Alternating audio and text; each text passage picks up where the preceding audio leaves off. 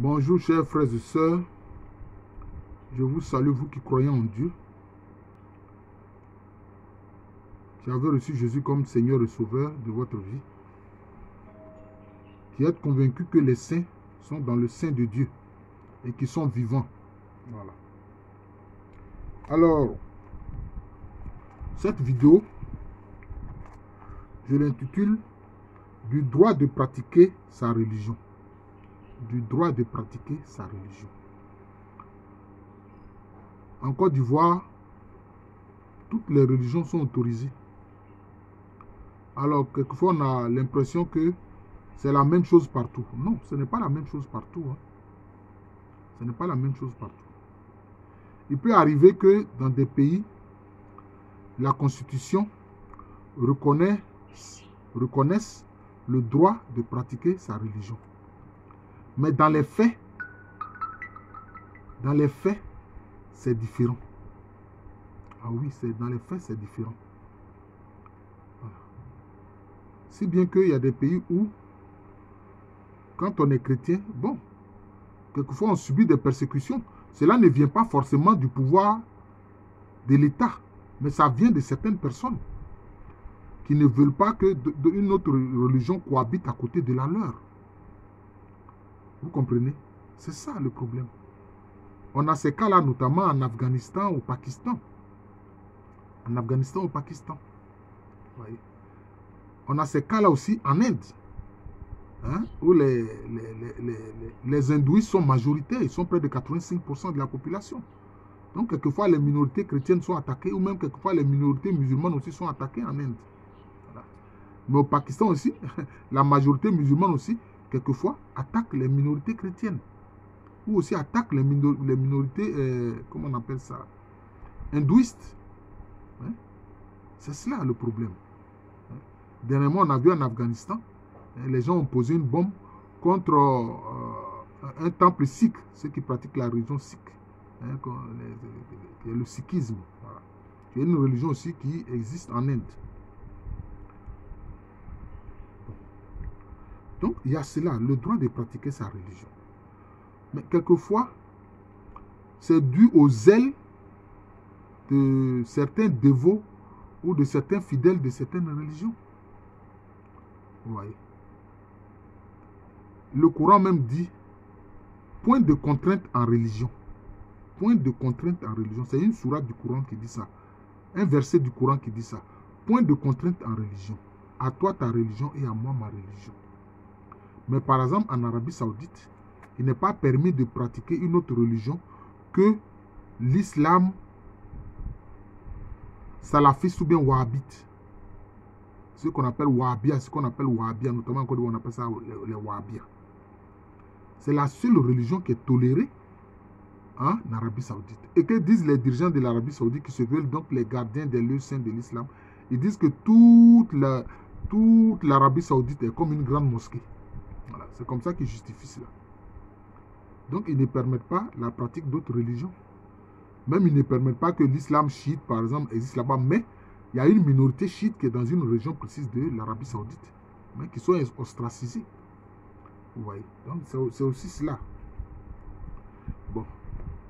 Moi qui suis chrétien catholique, est-ce que le Vatican va permettre qu'au Vatican, là, une autre religion s'implante là-bas, au Vatican?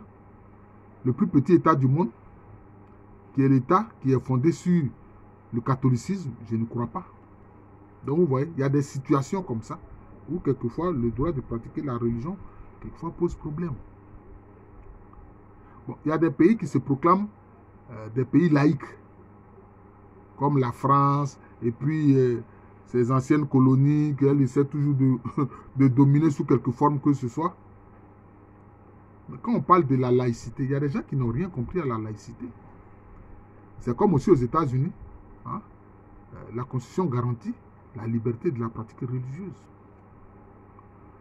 Mais les gens, ils pensent que la laïcité, hein, c'est ne pas, comment je vais dire ça, ne pas faire montre des signes de sa religion. Oh non! On peut montrer les signes de sa religion. Si quelqu'un porte un crucifix au cou, ou bien une image de la Vierge Marie, ou bien d'un saint, On va dire non, tu ne dois pas faire ça parce que le pays est laïque. Mais c'est comme si on veut ériger la laïcité elle-même en religion. Parce que qu'est-ce que la laïcité? La laïcité, c'est le fait que l'État dit, je garantis que toutes les religions se pratiquent sur le territoire sur lequel s'exerce mon autorité.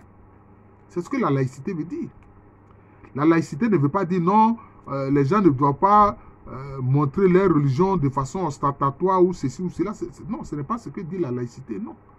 C'est l'État qui garantit les pratiques spirituelles. Mais si je porte un crucifix au cou, c'est comme une pratique spirituelle. Hein?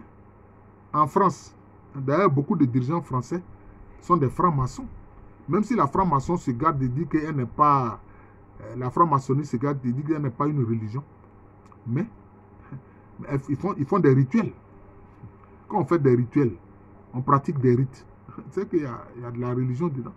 Même si la franc-maçonnerie dit que non, elle est seulement philosophique. Non, elle n'est pas seulement philosophique. Il y a des rituels. D'ailleurs, même ils proclament « à bas la calotte ». S'ils disent « à bas la calotte », cela veut dire quoi? Ça veut dire « à bas l'église ». Parce que la calotte, c'est ce chapeau-là que les évêques portent et que même le pape aussi porte. Voilà. Chez les juifs, ils appellent ça la kippa. Voilà, donc voilà. Et ils disent « à bas la calotte », c'est qu'ils veulent détruire l'église. Mais tout le monde est là pour exercer sa religion. Donc c'est ça la laïcité. C'est la garantie que l'État donne de respecter toutes les religions. De garantir la liberté des religions. C'est comme ça. Il y a des gens qui n'ont rien compris. Vous voyez. Donc c'est un peu ça. C'est un peu ça. Maintenant, comme je l'ai dit, quelquefois ce sont des individus qui par zèle attaquent les gens qui pratiquent une religion à laquelle ils n'adhèrent pas, qui n'aiment pas et qui veulent détruire. Ça, c'est différent. Mais quand c'est l'État qui agit ainsi, là, alors, ça peut prendre certaines proportions. C'est comme en Égypte. En Égypte, vous avez les chrétiens coptes qui font souvent l'objet d'ostracisme, qui sont attaqués par des musulmans. Mais ce n'est pas une volonté de l'État. Ce n'est pas une volonté de l'État.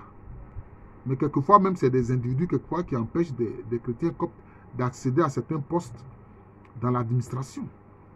Vous voyez, dans l'administration. Donc, il y a des gens qui sont encore persécutés pour leur religion. Moi, j'ai vu un documentaire en Algérie où, curieusement, il y a certains Algériens qui sont en train de se convertir au christianisme, notamment qui sont des évangéliques. Ce sont des évangéliques. Qui les vendredis, puisque le vendredi, c'est le jour...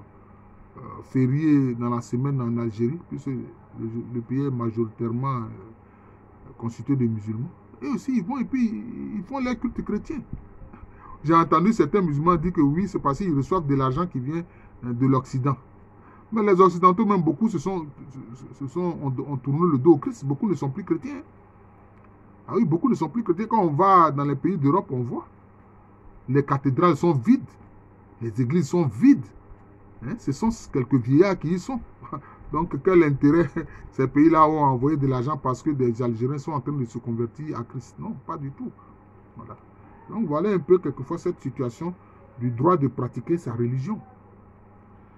Pas plus tard que ce matin, je regardais dans les informations, il y a un entraîneur d'un sport aux États-Unis qui, avant la compétition et après, il amenait ses joueurs à se mettre à genoux, à prier. Et puis aussi, quand le match est fini, se mettre à genoux, ils prient. Ce sont des chrétiens. Mais, à cause de ça, il s'est fait renvoyer. L'entraîneur s'est fait renvoyer. Mais il a porté plainte. Il a porté plainte. Et la constitution ayant été examinée, on lui a donné raison, obligeant les dirigeants de son club à le reprendre. S'ils ne le font pas, mais ils vont le dédommager. Voilà. Donc il faut que les gens comprennent bien la question du droit de pratiquer sa religion et puis la question de la laïcité. Voilà. Donc je vous remercie, chers frères et sœurs, vous qui croyez en Dieu, qui avez confiance en Jésus-Christ, sa parole éternelle, et qui recherchez sans cesse la présence du Saint-Esprit au-dedans de vous. Oui, je suis le frère Jean de l'amour de Jésus, c'est aussi le nom de cette chaîne YouTube. Il y a plus de 600 vidéos, il faut les partager. Vous plan spirituel, donc, c'est Jean de l'amour de Jésus, mais à l'état civil, c'est professeur Alou Kwame René. Merci encore et bonne journée à tous.